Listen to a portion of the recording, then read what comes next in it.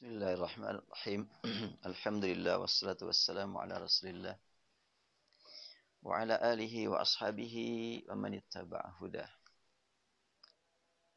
Pertanyaan ketiga dari Teh Aisyah berbunyi, apakah salat kita diterima ketika bacaan salat kita makhraj salah mengucapkan? Untuk diterima dan tidak diterima, Allah saja yang menjawab ya. Tapi sejauh mana kita berjuang?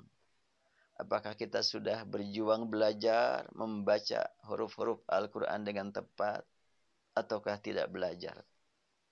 Apabila kita tidak belajar dan tidak merasa perlu belajar, tidak merasa penting untuk memperbaiki bacaan, padahal tahu saya belum bisa membaca dengan baik, tapi nggak mau belajar. Ini yang sangat dikhawatirkan. Bisa-bisa tidak diterima karena kesombongan, keangkuhan. Tapi kalau sudah berjuang belajar, tapi belum juga tepat bacaannya, semoga Allah ampuni. Allah memaafkan. Tapi kalau tidak mau belajar, ya jelas dia tidak mencari ilmu. Oleh karena itu sangat penting bagi kita untuk belajar. Urusan sejauh mana mampu atau tidak mampu, jangankan tingkatan kita. Tingkatan para sahabat pun tidak sederajat kemampuan membaca Al-Quran. Nabi maksudnya ya, tidak sederajat.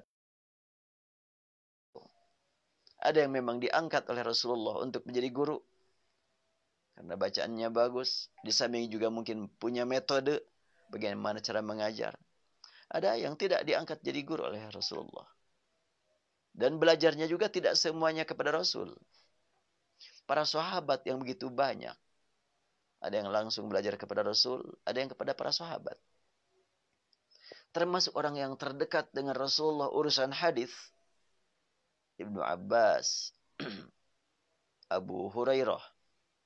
Itu belajarnya kepada sahabat yang lain. Talaqi.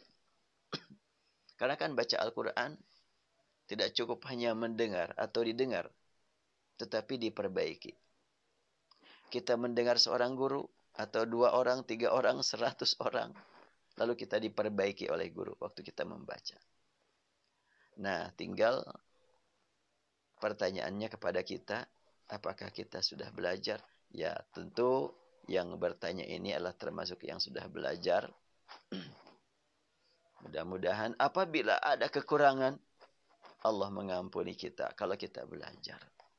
Tapi kalau tidak belajar, ini yang sangat sulit untuk kita pandang. Oh, diterima. Belajar enggak? Yang penting Allah Maha Pengampun. Alhamdulillah, masih punya keyakinan Allah Maha Pengampun.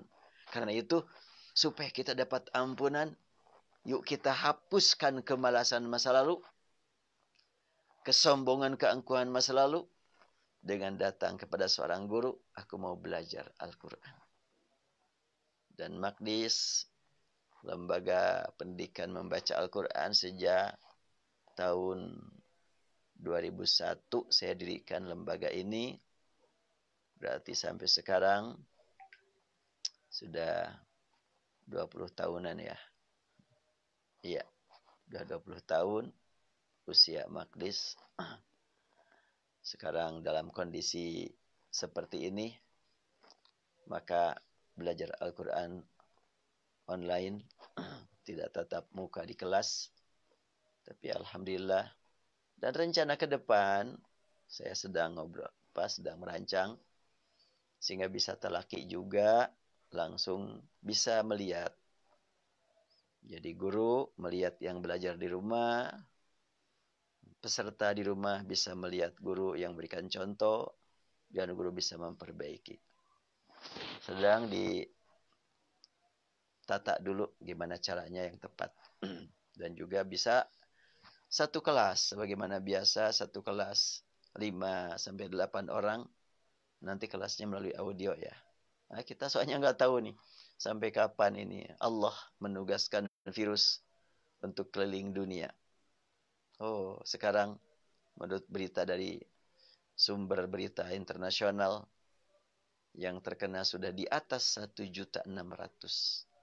Yang meninggal sudah mendekati 100.000.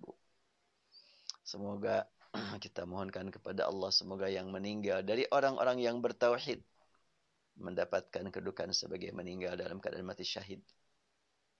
Dan yang meninggal dari orang-orang yang tidak bertauhid, semoga menjadi pelajaran bagi yang lainnya yang belum bertauhid. Ternyata kekuatan kekuasaan hanya milik Allah.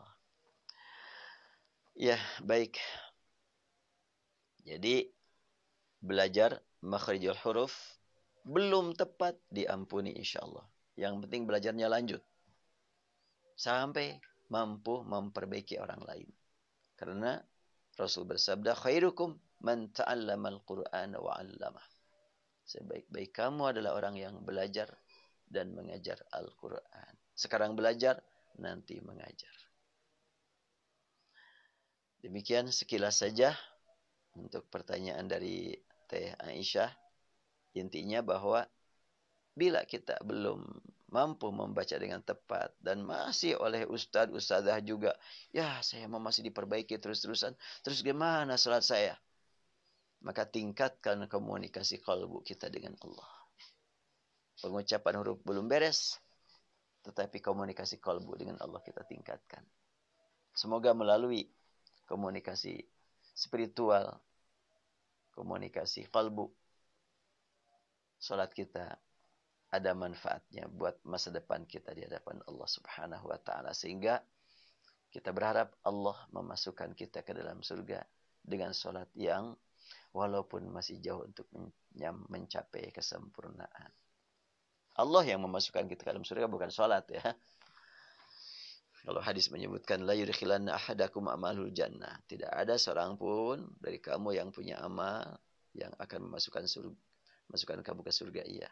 Bukan amal kita yang mengantarkan kita ke surga, tapi Allah Subhanahu wa taala setelahnya Allah berikan kepada kita nikmat beramal, baik amal ibadah yang langsung menghadap kepada Allah atau amal ibadah yang berkaitan dengan sesama manusia, berbuat baik, berbuat yang bermakna buat kepentingan yang lain. Demikian sementara yang dapat saya sampaikan terkait dengan pertanyaan yang disampaikan oleh Teh Aisyah. Assalamualaikum warahmatullahi wabarakatuh.